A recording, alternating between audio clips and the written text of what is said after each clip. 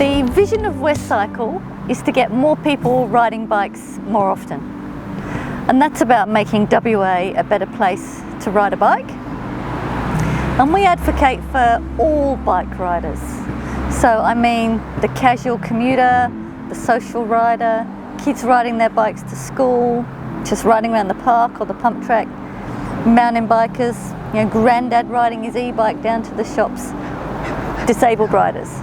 So that's what we do. We'd like to be the first port of call and be consulted early in the piece. For example, when there's significant road diversions that are going to affect a public shared path, and there's going to be a significant closure or diversion of that shared path for a period of time.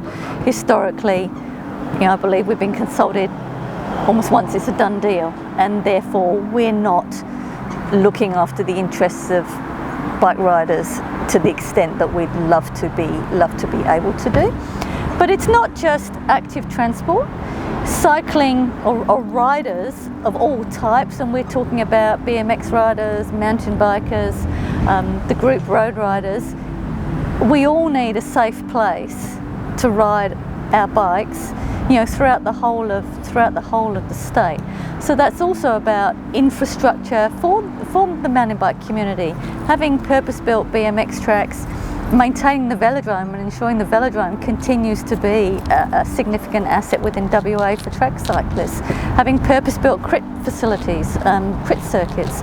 So that's what we're about as well. It's not just about active transport, it's really about infrastructure and assets for all bike riders.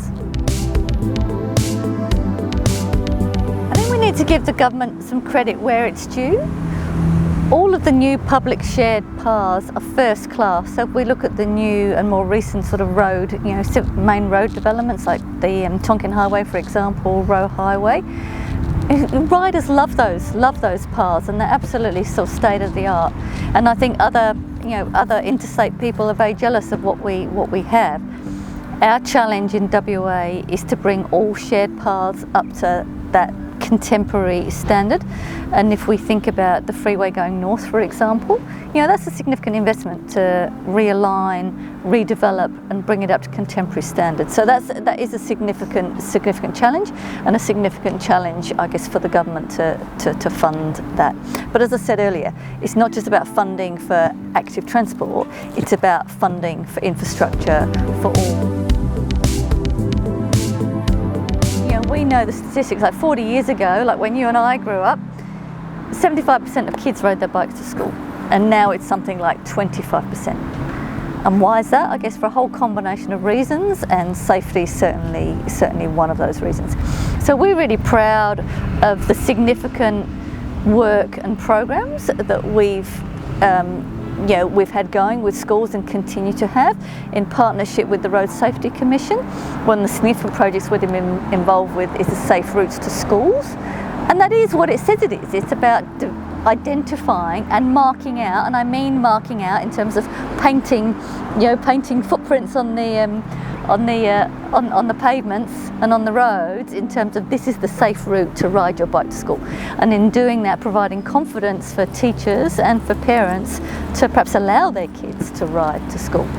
So that's a significant piece of significant project we've been really delighted to be involved with. Another one is accrediting and training teachers, to equip teachers to bring cycling into the curriculum.